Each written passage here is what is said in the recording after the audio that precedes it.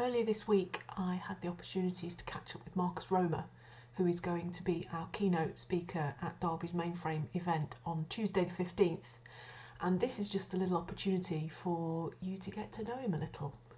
This was recorded over Skype, been edited down to about 8 minutes. So meet Roma.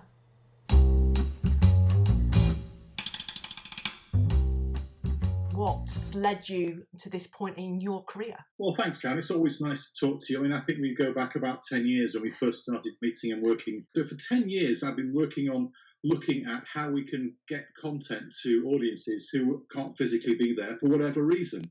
And I'm really interested and still passionately exploring how we can make that work, how we can actually put those audiences together who can't actually be there, be that productions and be that shows or be that audio. Because I believe that the human behaviour still have that need for people wanting to be together and listen to something that when it's happening live. And of course, radio's been doing that for the best part of the last 90 odd years. And so none of this is actually new. The idea of people coming together communally to share an experience, and I'm looking for those cultural opportunities where we can disseminate some of that work for audiences in those spaces and places. A really good example of those audiences, the work you've done with Royal Stratford East and the audience that you took that live stream to. We actually live streamed the Christmas show, the production, into Bart's Health Trust. So across the Health Trust, we did it in certain hospitals, and that's mostly in children's wards, but also we made it available across the hospital service in between that Christmas and New Year period. And we also worked in children's hospices as well, and that was incredibly moving because of what happens there was we created an environment, a bit like a party environment, so families could come along, and so it was multi-generational with grandparents and parents, and maybe one of the children was there for respite care or was a resident at the hospice. And they were able to break out of that into a room, which is the room which is normally used for board meetings. We put the screen up in there. We had HD sound. We had really great HD quality video coming through from the stream. The audiences were able to engage back because the actors and the cast were able to speak to people. It was someone's birthday there, so we sang happy birthday. But what was really fascinating, and the learning for me, was that the audiences who were in the live event in the theatre actually realised they were also part of something which was bigger than what was happening in front of them on stage. And I always think that's incredibly powerful when people realise there is a larger world out there, but they're also part of that. And it gave a real sense of connection and community to the end users, if you like, of the live stream. And people were there together sharing that event as a family with other families who were in similar positions and similar circumstances. For those moments, it was a really important thing for me to counter that response, which is often made, well, of course, it's really dislocating, and of course you can't, it's not the same as being there. And well, of course it's not the same as being there, it's different. What was different about that was we were having a riot, and people were calling out, they were joining in the songs, families were laughing, the grandparents were laughing, and the moment for me was when Happy Birthday was sung with the cast on stage, 600 people in the auditorium. And for this 4-year-old girl, I mean, it was a real moment where the big cinema screen was singing Happy Birthday to her. And that was quite extraordinary. And I know that I've told the story many times because it was where I caught the grandfather's eye of the little girl. And he realised, of course, I think that we both realised that this might be the last time that Happy Birthday would be sung to her because she wasn't going to see 5 years old. And that for me was a moment where that human connection between me and that other person blew out of the water, if you like, all of those situations that say it doesn't really connect and it's not real, it doesn't work. Well, let me tell you, that moment did. And anyone who's watched football in a pub has hugged strangers or smiled or raised a glass to people across a bar who they'd never met before because their team scored a goal. It's not different. So the behaviour, I think, is exactly the same, and we just need to find some of those cultural opportunities to bring audiences and people together. We have, of course, done other work, not just Christmas shows. So we did Tommy for Ramps on the Moon.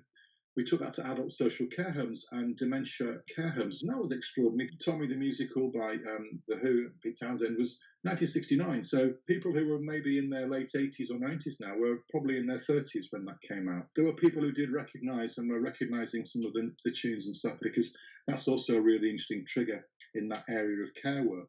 And for those of you who don't know my background, I used to work in the NHS. I worked in A&E. I'm a trained dental surgeon, so I've done all of that stuff, and I've been there working in hospitals on the front line.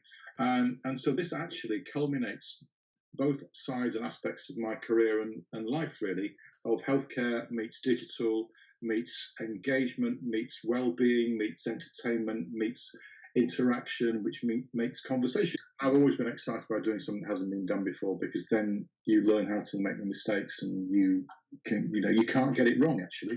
For creative organisations who want to start reaching a live audience, where would you say they should start? Anyone who's got a phone does it. You have to think about the content of what it is you're doing, what you're saying, and if it's interesting, people will want to look at it. If it's not, then they won't care. You've got to think about the stories you're telling. Always put that first. Always think about what it is you're doing, why you want to engage with that particular audience. So none of that's changed, whether it was radio drama in the 1920s. It doesn't matter.